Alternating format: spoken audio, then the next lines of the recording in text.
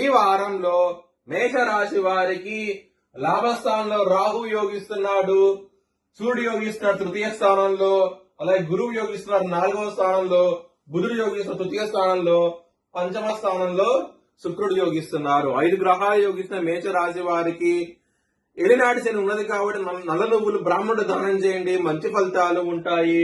అలాగే శివుడికి అభిషేకం లాంటివి చేయించండి. ఈ వారంలో చాలా మంచి ఫలితాలు ఉంటాయి. ఏలినాటి శని బాధల నుంచి విముక్తి పొందే అవకాశం ఉంటది. సోమవారం రోజు ముఖ్యమైన పనులు స్టార్ట్ చేసి ఖచ్చితంగా విజయం సాధిస్తారు.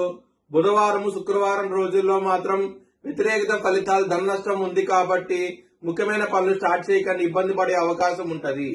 మేషరాశి వారికి కుటుంబ పరంగా ఇబ్బందులు ఉంటాయి. ఎందుకంటే 2వ స్థానంలో కుజుడున్నాడు.